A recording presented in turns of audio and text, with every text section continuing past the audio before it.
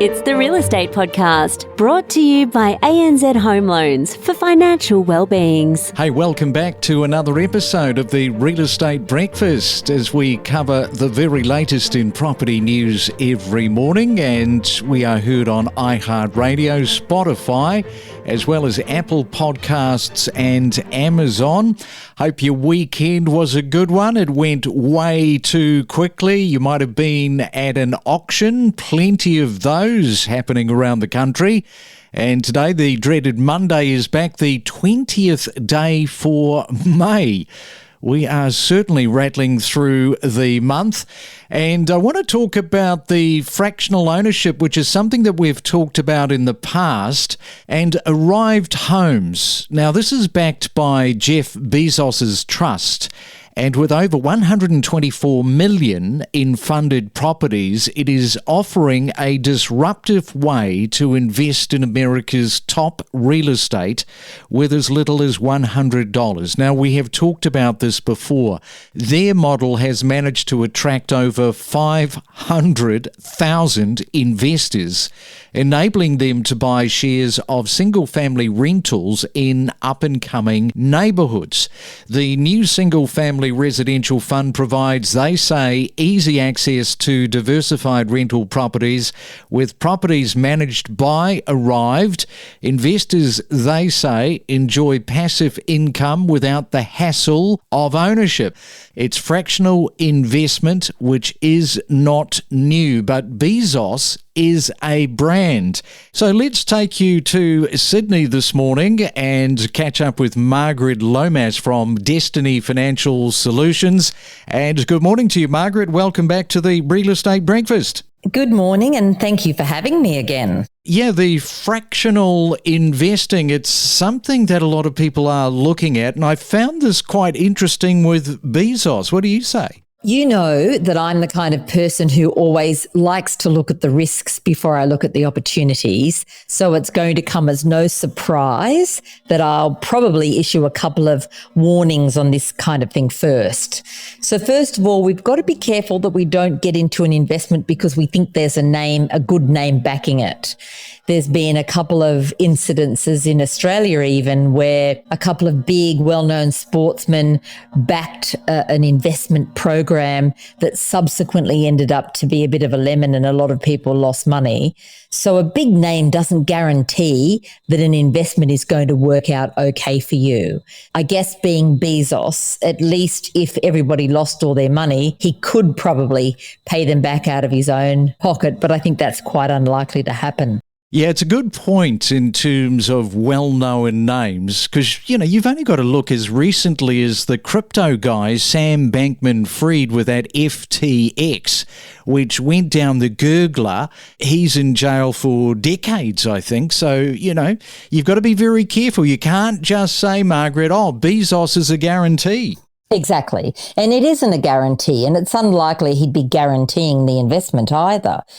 These things are set up in such a way that there's a lot of structures put in place to separate Bezos, I would say, from the entire investment so that if anything goes wrong, he's not held personally liable for that. So you definitely can't have a look at an investment and invest in it because somebody is seeming to back it. They generally don't back it. They just put their name to it. That's a different thing entirely. And I guess we should sort of put the caveat here is that it is American real estate, not Australian, so it does differ by quite a margin. It does differ a lot. And I remember when I rewrote one of my books for the American market, and I was surprised at the time to find out that there were so many differences in Australian real estate, residential real estate, and American residential real estate.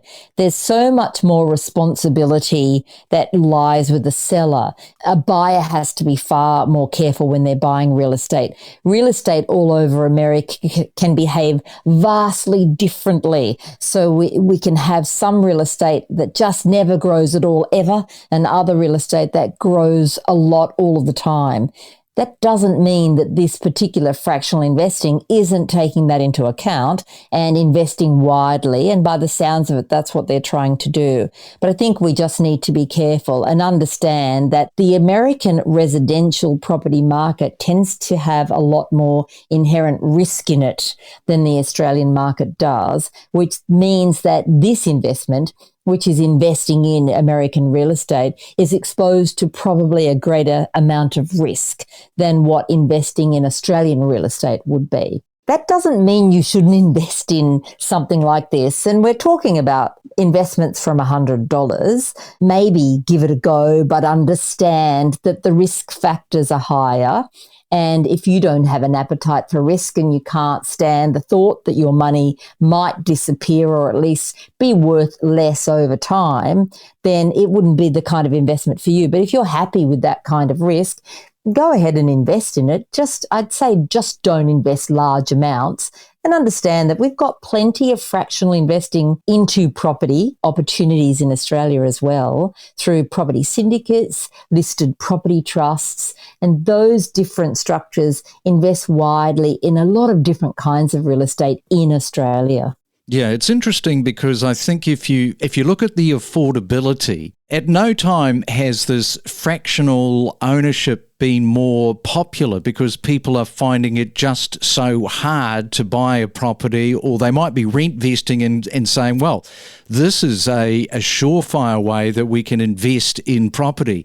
If housing had the affordability factor, you probably wouldn't find as many of these fractional ownerships being thrown up for people to sort of cling on to. Possibly. I mean, we've had property trust, listed property trust, property syndication going on in Australia for a very, very long time now.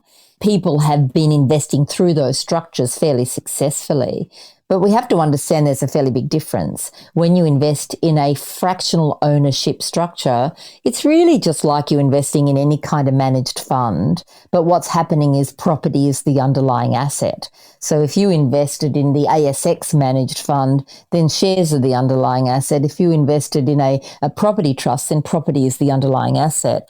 But you still have absolutely no control over that. And I think one of the things that can make property an attractive investment for Australians is that we can buy a property in our own names and have some kind of an influence over whether or not that property can grow really well by renovating it and fixing it up and doing it up.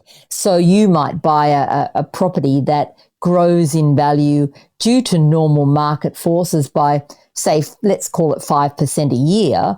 But you can have an impact on that by taking a property that may have formerly been not a great property, and over time use a little bit of expertise and some, home reno tips, and make that property actually worth more and pull it up by a greater amount than the market is allowing. I think that's one of the attractions of investing in property, the fact that you get control over it. But if you're investing through some kind of other structure where you're one of many people, you have no control, you have no say. And whether or not that particular structure does well as an investment for you is entirely linked back to the skills and know-how of the managers who are managing that structure. Well said. So let's turn our attention to last week and the budget. Of course, we know that there is a big problem with the amount of builds or the lack of new housing coming onto the market. We've only had, 200,000 in the last few years. Do you feel that the budget actually addressed part of the problem? I don't know about you, but I was very disappointed when I got up in the morning. I didn't stay up and listen to the budget because I like to get the executive summary the next day.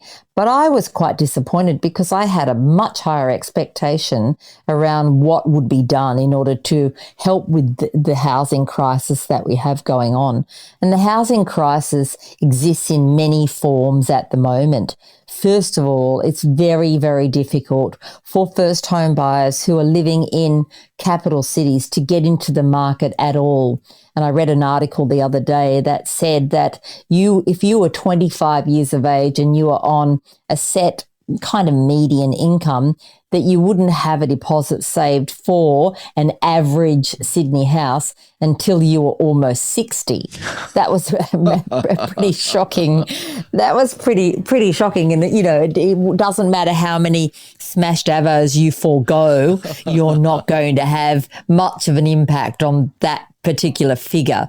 So that's one of the big issues that we have. The second issue we have, which is a looming crisis that not many people even speak about, is that we have a significant proportion of people who are approaching a retirement or just in retirement who didn't really plan well or prepare well, either through circumstance or just through personal negligence for their retirement. And they're often people who hit retirement still not owning their own home.